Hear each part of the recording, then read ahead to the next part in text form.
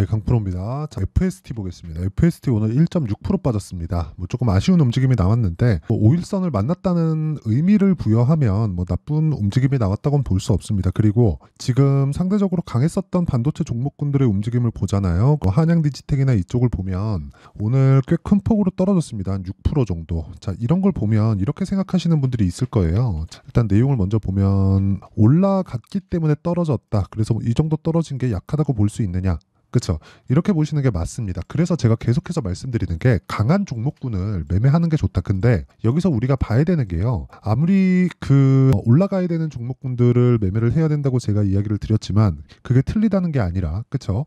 바로 당일에 계속해서 시세가 나올 수는 없는 부분이죠. 즉 올라가는 추세가 유지되어 있는지 그런 상황을 보는 게 더 중요하다고 말씀을 드리고 있고 그 구간에 즉 추세를 보는 그 구간에서는 무조건 우리가 신고가 그리고 선반영을 처음 받는 그 신고가에 대해서 집중을 하라고 제가 계속해서 이야기를 드리고 있죠. 신고가를 계속해서 본다는 건 우리가 돈을 추종하는 것과 마찬가지라고 보시면 되고요. 돈을 추종한다는 건 시장의 본질을 꿰뚫고 있는 거라고 보시면 됩니다. 예를 들어서 그런 거예요. 저는 FST가 가지고 있는 모멘텀 이런 거죠. FST가 지금 삼성전자에서 지분을 7% 정도 보유하고 있습니다. 근데 이 보유하고 있는 과정에서 삼성전자에서 기술력을 인정했기 때문에 지분까지 들어와서 그쵸 돈을 섞은 거라고 보시면 되는데 여기서 비슷한 종목군이 하나 있죠. 레인보우 로보틱스. 그쵸? 작년 초부터 해가지고 한 10배 이렇게 시세가 나왔는데 이거를 우리가 해석을 할 때 그쵸? 삼성전자에서 지금 15% 정도의 지분을 가지고 있습니다. 왜 그 삼성전자에서 15% 지분을 가지고 있을까요? 이렇게 돈이 들어온 이유가 뭘까요? 삼성전자에서 운용하는 금액에 비하면 레인보우 로보틱스에 들어간 15%의 자금이 그렇게 큰 자금이라고 볼 수는 없지만 이쪽이랑 파트너십을 유지를 하고 그리고 기술력에 대한 부분을 흡수하기 위함이겠죠. 필요하기 때문에 그런 겁니다. 그러니까 가장 중요한 건 필요한 기술력을 가지고 있는 게 중요한 거예요. 그러면 FST 같은 경우에는 그래요. 추세가 이탈하기 위해서는 그렇죠. 그냥 돈으로 찍어 누르면 됩니다. 그런데 여기서 추세가 이탈하는 과정에서 돈으로 찍어 누르는 건 말고 돈으로 찍어 누르겠죠. 근데 돈으로 찍어 누르는 과정에서 시장이 위에서 찍어 누르는 그렇죠. 시장이 좋지 않기 때문에 그래서 하락하는 상황도 있겠죠. 그러면 우리가 여기서 생각해 봐야 되는 게 뭘까요? 돈이 빠져나가는 과정에서 시장을 이유로 일시적인 요인으로 빠져나갈 수도 있다는 겁니다. 즉 그런 부분에서 우리가 고가를 높여놓은 그런 상황이 있다면 보유해도 된다는 이야기를 드리는 거예요. 그러면 우리가 여기서 어느 정도까지 조정을 받을까요? 한 10% 빠져가지고 22평을 만나는 상황까지 나올까요? 그런 상황이 나올 수도 있지만 그런 상황이 나오기 위해서 여러 가지 요인들보다 대표적으로 두 가지를 들자면 첫 번째 종목이 나빠서 두 번째 시장이 나빠서 그렇죠. 여기서 종목이 나쁜 부분은 아니라고 제가 지금까지 이야기를 드렸고 시장이 나빠서에 대한 부분도 지금 삼성전자가 75,000원 선까지 내려갔다가 다시 올라오고 있는 상황. 삼성전자가 내리면 환율 튀죠. 환율 튀면 미국의 달러가 높아지는 거죠. 미국의 달러가 높아지면 지금 금리에 대한 부분도 붙잡아 놓을 수 없는 상황까지 벌어질 수 있죠. 이런 부분을 용인을 하겠냐고요. FOMC가 끝났습니다. 끝났을 때 파월이 얘기한 내용은요. 금리 인하 아직 계획 없음. 금리 인상? 이것도 계획 없음. 이거예요. 근데 양적인 축에 대한 규모 좀 줄일 건데 이거 뭐예요? 달러 좀 풀어줄게. 이 얘기잖아요. 그래갖고 오늘 달러가 1375원 0.45% 내렸습니다. 그러니까 이런 상황이 계속해서 벌어지고 있다는 거죠. 근데 거기서 시장이 충분히 하락하고 난 뒤에 반등한다면 어디부터 수급이 붙겠는지를 생각해보면 너무 빠르게 답이 나오는 부분입니다. 그래서 그 구간에서 가장 강한 종목군들 지금 가격을 버티고 있는 종목군들을 사는 게 맞다. 자, 근데 제가 한양디지텍도 아쉽게 이쪽 구간에서 제가 시세 구간을 제가 못 탔습니다. 수익을 못 냈어요. 이 구간에서 아쉽게도 제가 이따가 다 보여드릴 건데 자, 한양디지텍을 제가 생각하고 있는 이 모멘텀은 이쪽은 SSD예요. SSD. 근데 이 SSD 쪽을 볼 때는요. 일시적인 요인밖에 될 수 없다는 거죠. SSD 같은 경우에는요. 무언가 선단 공정에 의해서 나온 거, 새로운 기술력이 들어간 3D 낸드 이렇게 나오는 게 아니에요. SSD는 한 번 투입되잖아요. MTBW인가? 그렇게 보는 게 맞을 겁니다. MTBF인가 MTBW인가 그래요. 이게 일종의 내구년한 그렇게 보시면 되는데 이게 원체 길어서 아예 그냥 망가져서 안 쓰는 경우는 없습니다. 그쵸? 물론 서버에 들어가는 건 망가져서 안 쓰는 경우가 있겠지만 이게 뭐 3년, 4년 이 정도 주기가 아니에요. 한 10년, 20년 이런 주기이기 때문에 이거는 아예 그냥 교체기가 존재하지 않는다고 보시면 됩니다. 그래서 지금 나오고 있는 건 일시적인 그 수요 증가에 따른 그런 부분이 작용한 결과다. 그렇기 때문에 시세가 유지되기 위해서 발생할 수 있는 모멘텀적인 부분이 적다 하지만 FSD 같은 경우에는 지금 시가총액이 7천억 정도밖에 되지 않지만 그렇죠. 물론 이 부분이 실적 대비해서 싼 시가총액은 아닙니다. 근데 올라가는 종목들은 무조건 비싸다고 제가 이야기를 드렸고요. 올라가는 구간에서 우리가 매매를 해야 되는 그 부분을 잡을 때는 무조건 타점을 잡아야 되지만 그건 다시 말씀드리면 신고가 구간에서 잡아야 된다고 제가 계속해서 이야기를 드리고 있습니다. 그래서 아마 이번 주 중에는 계속해서 타점이 나오는 그런 상황이 만들어질 겁니다. 물론 매매하는 과정에서 정확하게 고가에 딱 팔고 저가에 딱 사고 이런 부분이 나오면 좋겠지만 이건 어려워요. 어렵기 때문에 우리가 올라갈 수 있는 종목의 길목에 지키는 정도의 타점을 잡는 게 가장 중요하다. 그리고 EUV 펠리클에 대한 부분은 일단 60조짜리 시장에 들어가 있고 이 부분을 이끌고 가는 게 삼성전자다. 그런 부분에 대한 증거를 우리는 삼성전자에서 들어온 지분 7%를 기준해서 알 수 있다. 그렇죠? 이런 부분이 없었다면 삼성전자에서 굳이 넣지 않았겠죠. 레인보우 로보틱스가 큰 폭으로 강세를 보였었던 부분은요.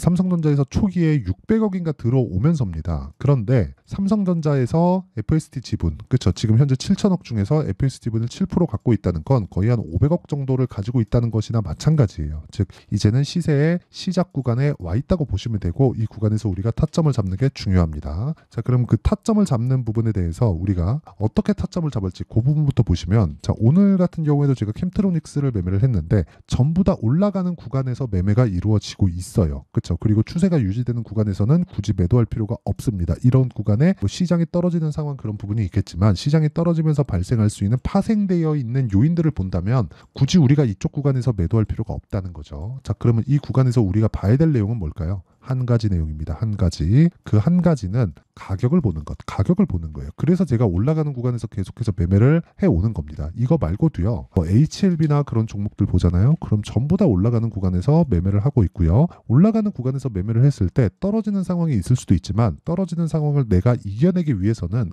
단가의 우위에 있어야 되고 꾸준하게 진행되는 수익이 있어야 된다. 이게 안 되면 주식시장이 진짜 너무 어려워집니다. 그래서 가격에 대해서 그쵸? 잘 모르겠다 하시는 분들은 제가 여기 소통방에서 다 공유를 합니다. 아까 전에 보여드렸었던 캠트로닉스 같은 경우에도 제가 장 시작 전에 공개를 했고 오늘 6% 정도의 상승세가 나왔고요. 그 위에 4월 30일 젠백스 링크 같은 경우에도 마찬가지고요. 실제 젠백스 링크도 보면 자 내용 보시면 이틀 동안 강세를 보이고 오늘 약간 움직임을 보이기는 했지만 계속해서 반등을 확인하고 있는 그런 상황이 있습니다. 그리고 쭉 올려서 보면 선익 시스템이나 이런 종목들 그쵸? 선익 시스템이나 이런 종목들 올라가는 구간에서 계속해서 매매한 결과 상한가 가고 하루 빠지고 그 다음날 올라가고 오늘 또 하루 빠지고 이런 정도의 그쵸? 거의 퐁당퐁당이죠. 이런 상황을 지속적으로 만들고 있는데 지금은 우리가 봐야 되는 내용이 철저하게 가격 위주로 봐야 종목들을 잘 선별할 수 있습니다. 가격이 올라간다는 것 그건 돈이 들어온다는 것이고요. 돈이 들어온다는 건 무언가 호재를 가지고 있다는 겁니다. 우리가 하루 종일 보더라도 시장에 있는 전체 호재거리가 뭐가 있는지를 파악할 수 없습니다. 하지만 그걸 가격 기준에서 그쵸 올라가고 있는 종목군들 기준에서 자르고 거기만 집중한다면 충분히 이 구간에서 수익을 낼 수 있다. 그리고 그런 부분을 제가 소통방에서 공유하고 있으니까 매매하는 과정에서 가격을 잘 못 잡겠어요 하시는 분들은 구독과 좋아요 눌러주시고요. 상단에 있는 전화번호로 구독 또는 10억이라고 문자 보내주시면 제가 소통방 입장 링크를 순차적으로 공유를 해드리도록 하겠습니다. 자, 그러면 어떤 식으로 가격을 잡는지 계속해서 제가 이야기를 드렸고 그런 부분을 소통방에서 제가 공유를 한다고 이야기를 드렸는데 이렇게 타점을 잡는 원리가 있겠죠. 그 원리에 대한 부분은 여기 FST의 가격과 단기 보유 전략 그리고 FST의 실시간 타점을 제가 문자로 공유를 해드리도록 할 테니까 구독 그리고 좋아요 눌러주시고요. 상단에 있는 전화번호로 F라고 문자 보내주셔도 되고 FST라고 문자 보내주시면 제가 FST의 실시간 타점과 함께 단기 보유 전략을 함께 공유를 해드리도록 하겠습니다. 자, 그럼 내용 정리하면 이렇습니다. 미래 가치를 반영하는 주식시장 FST는 시장이 안 좋은데도 불구하고 강세 구간에 접어들었고요. 강세 구간에 있을 때 우리가 봐야 되는 내용은 철저하게 가격 기준에서 봐야 되고 그 가격 기준에서 봐야 되는 과정 중에 시장이 안 좋을 때 강세를 보였기 때문에 발생한 가격 부담을 해소하는 중에서 그 매물 소화 과정을 살짝 보내고 있다. 이 살짝 보내고 있는 구간 중에서 타점을 잡아야 된다는 겁니다. 그래야 우리가 계속해서 뭘 할 수 있어요?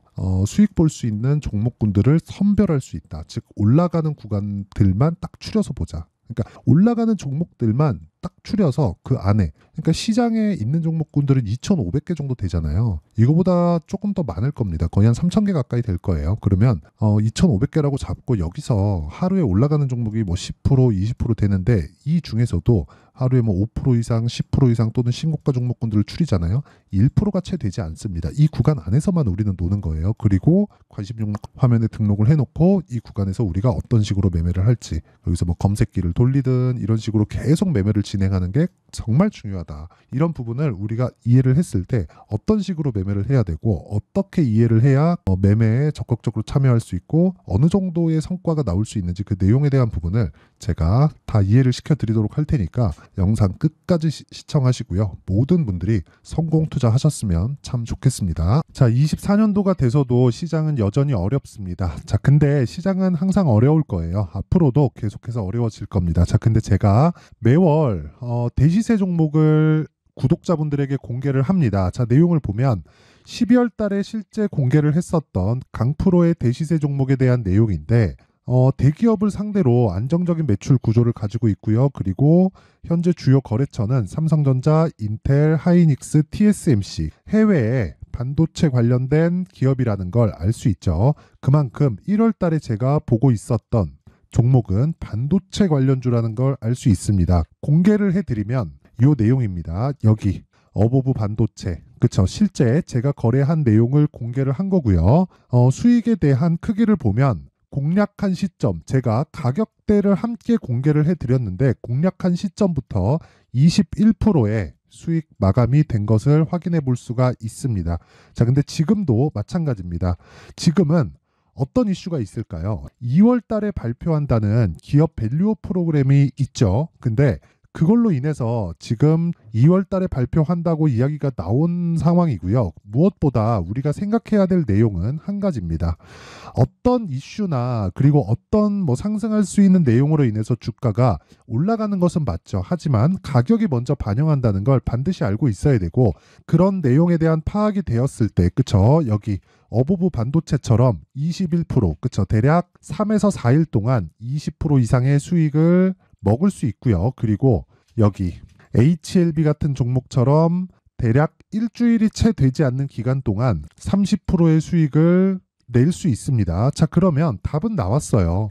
재료에 대한 부분보다 중요한 게 가격이다. 자, 근데 지금 시장에 쏠려 있는 게 뭐죠? 2월 달에 발표하는 기업 밸류업 프로그램에 대한 내용이죠. 자, 그러면 우리가 이쪽에다가 지금 집중을 해야 될까요? 그 내용을 한번 보겠습니다. 기아차의 차트를 보면요. 1월 24일 날 정부단에서 입김을 불어넣은 이후에 시세가 강하게 발생한 것처럼 보이지만 애초에 12월 달부터 신고가를 달성했다는 걸 확인할 수 있습니다. 자, 그러면 우리가 스케줄을 따져봤을 때 우리가 어디를 봐야 될까요? 4월 달 총선을 봐야 됩니다. 드디어 때가 온 거죠. 4월 달 총선이 끝나면 그 뒤엔 뭐가 있죠? 대선 전국으로 들어갑니다. 그러면 우리는 4월 달 총선부터 시작해서 대선까지 이어질 수 있는 종목을 찾는 게 정말 중요합니다. 그게 정부 정책의 방향과 그리고 스케줄에 맞춰서 가는 거예요. 정치적인 상황에 따라서 주가가 움직이는 걸 우리는 수도 없이 많이 봐왔기 때문에 스케줄에 맞춰서 가는 게 지금으로서는 답이 될 수 있습니다. 그리고 무엇보다 어느 정도의 시세를 내는지 그 첫 번째 단계인 상황을, 그쵸? 제가 12월 달 밝혀드렸었던 대시세 종목으로 이미 공개를 해드렸기 때문에, 그쵸? 어떻게 제가 매매를 했는지까지 다 보여드렸습니다. HLB처럼, 그쵸? 31.9% 걸린 시간은 4일밖에 되지 않죠. 이 종목을 제가 가격과 그리고 어떤 종목인지를 애초에 12월 달부터 공개를 한 겁니다. 자, 그러면 지금도 마찬가지예요. 앞서서 제가 말씀드렸었던 23년도에 했었던 여러 가지 종목들이 있죠. 한미반도체 같은 종목들도 여기 소통방에서 모두 공개를 해서 실제로 10,000원부터 60,000원까지 상승한 내역이 있고요.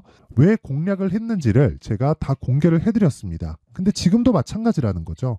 정부 정책의 방향에 맞춰서 또는 선거 스케줄에 맞춰서 매매를 이어가야 될 때가 됐고요. 제가 총선 관련된 큰 시세가 나올 수 있는 대시세 종목을 준비를 해놨습니다. 길게 말씀드리지 않겠습니다. 모든 종목들은 신고가를 달성하면서 대시세 준비를 하게 되고요.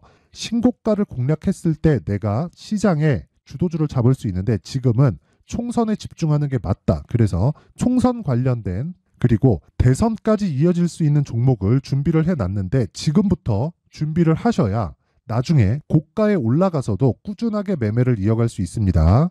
자꾸 막 손절하고 매매하는 과정에서 너무 어렵다 하시는 분들은요. 이 종목 딱 받아가서 큰 수익 내셨으면 좋겠고요. 이 종목은 상단에 있는 전화번호로 대시세라고 문자를 보내주시는 분들에 한해서만 제가 총선 그리고 대선까지 이어질 수 있는 종목을 공개해 드리도록 할 테니까 상단에 있는 전화번호로 대시세라고 문자를 보내주시고요. 그리고 구독과 좋아요 꼭 좀 부탁드리겠습니다. 시장은 정말 어렵습니다. 자, 그래서 모든 분들이 성공 투자하셨으면 좋겠고요. 기본적으로 가격에 대한 파악을 하면서 큰 수익을 내셨으면 좋겠습니다.